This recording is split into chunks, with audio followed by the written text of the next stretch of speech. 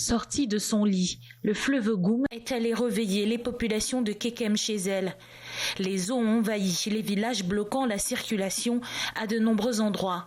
Le village Bamingue est aussi inondé.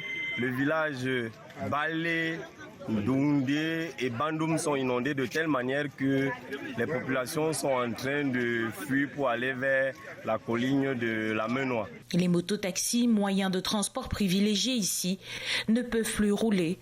Seuls les véhicules se risquent à affronter la hauteur de l'eau. Le marché central de Kekem est impraticable.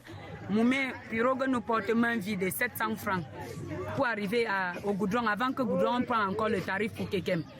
Donc là où nous sommes là, les prix des tarifs ont augmenté. Si tu avais prévu 1000 francs pour prendre les livres de l'enfant au bon prix, aujourd'hui les livres, les prix ont augmenté et le tarif de transport pour arriver jusqu'à payer, prendre encore la pirogue pour rentrer au village, ce n'est pas facile. En plus des commerces, les plantations également ont été détruites par les inondations.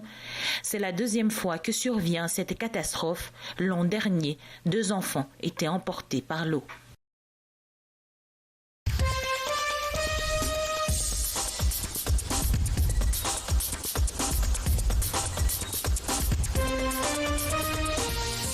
C'est à pied que les populations des cantons Babimbi 2 et Locat, dans l'arrondissement de Massok-Sonlolo, traversent les différents ponts cassés de leurs villages respectifs afin de poursuivre leurs activités. À la suite des intempéries ayant dévasté leur arrondissement les 15 et 16 septembre. Et même le transport personnel est quitté à 1000 francs à 3000. Là, c'est de laisser où aller. Parmi les sinistrés, Marie Ngomben a perdu toute sa plantation, rasée par les eaux de la rivière Ngoué. Depuis les 15 ans, j'ai travaillé près de 4-5 hectares de cacao qui sont dans l'eau actuellement.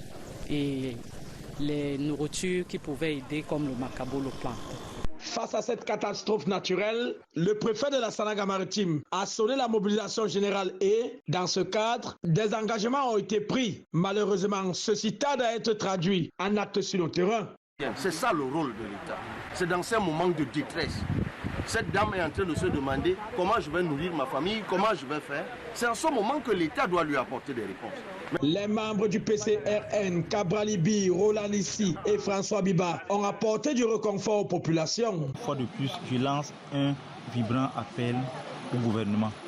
Que tous ces ministères-là se rapprochent de la localité de Massok-Sonlolo pour que ces populations-ci sortent de leur calvaire, pour mettre un terme à leur calvaire. Les populations de Massok-Sonlolo ont désormais le regard tourné vers le chef de l'État.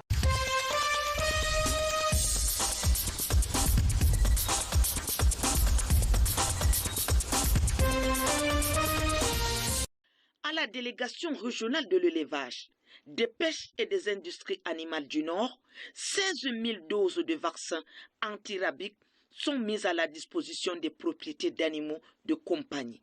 Des chiens, des chats et même des singes domestiques sont reçus ici à l'hôpital vétérinaire de cette délégation. L'objectif est de diminuer ces animaux de compagnie contre la maladie mortelle de la rage, une fois transmise à l'homme.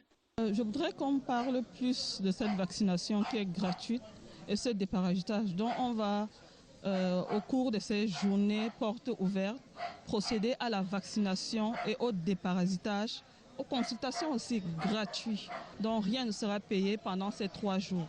Ce package de soins offert gratuitement va permettre d'atteindre l'objectif de lutter contre la rage en éliminant les obstacles.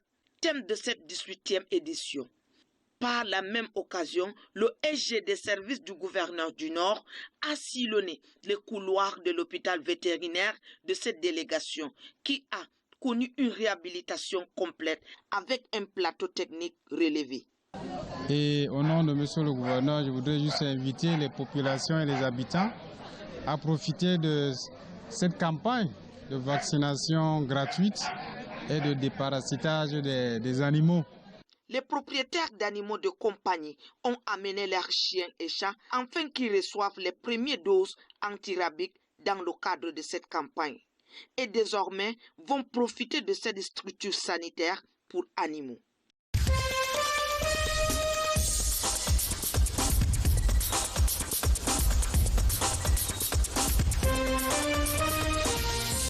D'après les indices du gouvernement, arrêt d'exportation des grumes en 2027.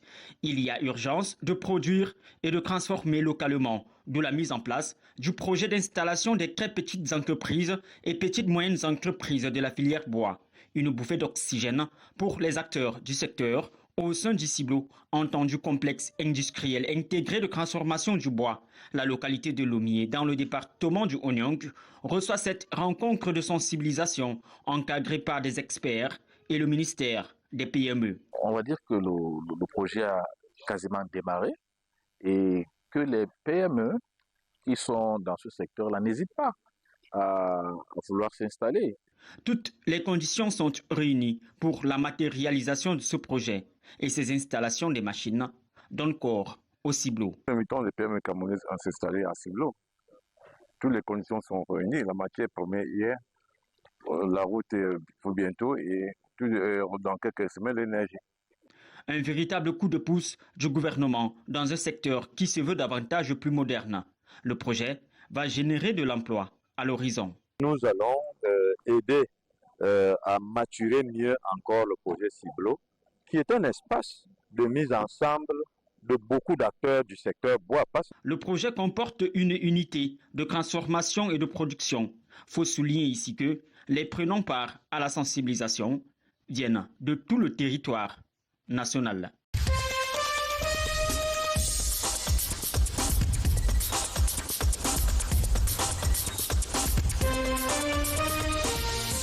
Sur les pas de Daniel Songa, chef du village Mpula, dans l'arrondissement de Njombe-Penja, département du Mungo, nous allons à la découverte du lac Nseke, une véritable source historique dans les années 1960. Dans les années 60, quand le maquis est arrivé, mais le grand-parent était déjà parti. Le lac là était que c'est là où on amenait quand il y avait des problèmes du village, ou bien pour la chance aux enfants, ou bien l'accouchement, ou bien c'était n'importe quoi. C'est ici que les gens venaient pour faire leurs trucs de tradition. Ce lac plein de mystères avait un pouvoir qui servait de développement du village. Seulement, ce pouvoir va perdre sa valeur après que le village ait subi les affres de la guerre du maquis qui avait contraint les populations à quitter le village. Manque de rites traditionnels qui servaient de renouvellement de pouvoir, ce lac va se voir devenir un étang de poissons. Le village n'étant plus habité. Le nom de ce lac s'appelle Seke. L'histoire de ce lac, mon grand-père, arrière-grand-père habitait là-dedans dans l'eau. Mon papa, qui était mort en 78, m'avait dit que son grand-père, son père habitait dans ce lac. C'est là-dedans, il habitait dans l'eau. Quand vous voulez le chercher à le voir, vous venez ici. Dès que vous êtes là, vous donnez votre nom, votre adresse. C'est au moment là où il sort et vous retrouve. Certains habitants se rappellent encore de ce lac qui à l'époque était encore appelé le lac Minano, le nom du patriarche du village Mpula. Monsieur Minano, c'était le patriarche qui gouvernait, qui gérait ce lac sous un plan spirituel et mystique même. Donc nous à l'époque, nous avons eu la chance de fréquenter ce lac, mais nos ancêtres Bafounes nous protégeaient parce que là, il y avait des moments où on arrivait, on trouvait les sirènes sur des cailloux. Il y avait des moments où tu arrivais, tu trouvais les poissons fumés, le poisson braisé même. Donc c'était un autre monde. Le chef du village, Daniel Songa, lance un appel au retour des fils et filles de Mpula afin de construire un Mpula nouveau, solide et uni par les liens de la solidarité et de la fraternité comme par le passé.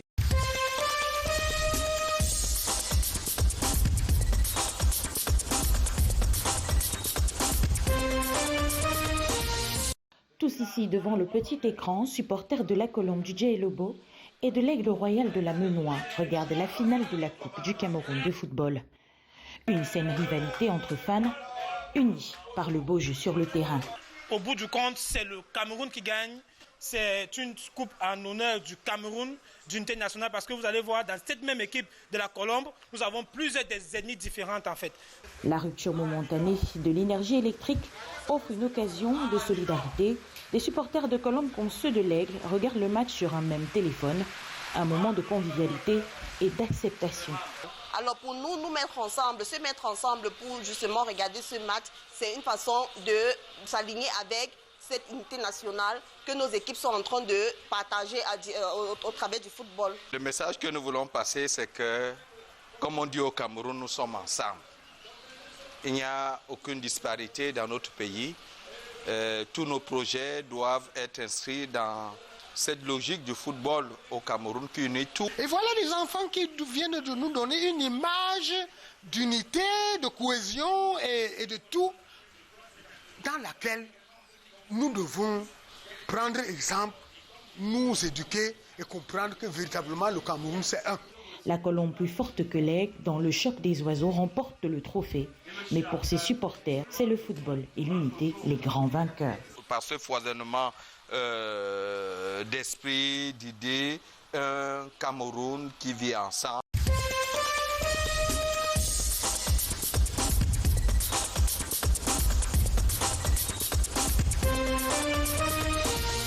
Deux nouveaux postes de péage sont en gestation dans le département du Noun. L'un est prévu sur l'axe Koptamo-Bouda et l'autre sur l'axe Bangoran-Diakiri. Cette annonce du ministère des Transports divise. Pour l'homme politique, l'urgence devrait être le piteux état des routes. Nous multiplions les postes de péage, tandis qu'il y a trop de plaintes par rapport à nos axes routiers. L'état de nos axes routiers ne permet pas qu'on continue à créer des postes. C'est un peu écœurant quand, sur un trajet où on est habitué à faire 2 heures, 3 heures, on se retrouve en train de faire 6 heures. Si nous prenons l'exemple de Fumban-Douala, c'est impraticable. Cette mesure gouvernementale ne vise qu'à remplir les caisses de l'État, au détriment du bien-être des populations riveraines. Sur le plan social, cette mesure peut être interprétée comme une sorte de massue contre les populations. Le département du Noun disposait déjà de 3 péages et quand on en ajoute les 2 autres qui sont créés par décision du ministre, on en arrive à 5. La pauvre maman qui payait 500 francs sur une distance aussi courte pour aller vendre ses produits va se retrouver en train de payer 700 francs. Vous allez également remarquer que le paysan qui vendait par exemple son maïs à 1000 francs, 1500, va augmenter le prix nécessairement parce que il y a un péage et les transporteurs, ils en tiennent compte de cela. Dans un contexte de crise économique, les prochains jours s'annoncent compliqués dans le département du Noun.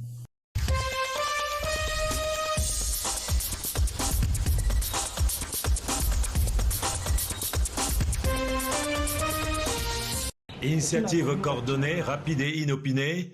Et voici que des officines à ciel ouvert sont prises d'assaut. Le gouverneur de la région du Sud, Nthitou Personné, coordonne la phase répressive de cette lutte conduite par le délégué régional de la santé publique qu'accompagne à l'occasion des forces de maintien de l'ordre. Sur l'instruction du ministre de la Santé, nous avons mis sur pied le comité régional de lutte contre la vente illicite des médicaments, le trafic des médicaments, et la lutte va se poursuivre.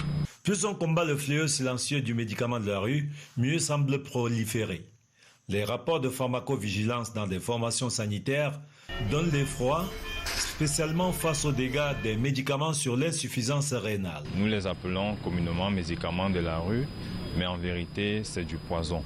Le Katienkovos devenait très coté par des nécessités pour son abondant nombre de soignants, entre guillemets, des omnipraticiens émergents, ainsi que ses médicaments bon marché. Malgré les efforts faits par le gouvernement pour augmenter le nombre d'officines, parce que cette année, le gouvernement a créé 6 nouvelles officines dans la région du Sud, qui passe le nombre d'officines à 24. L'administration inquiète avait déjà montré ses muscles pour éradiquer cet épiphénomène. Mais la réalité reste troublante. L'impressionnante prise, 8 pick-up, soit un peu plus de 35 millions de francs CFA dans cette seule ruelle, une illustration de ce que jusqu'ici, la sensibilisation avait parlé à un mur. Même s'il est avéré que chaque année, 100 000 personnes en meurent, la pauvreté aidant, des malades vont vers nos fameux docteurs à tout faire avec des médicaments de la rue. Il paraît donc urgent de hâter le pas sur le chemin de la couverture santé universelle pour un accès équitable de tous aux soins de santé.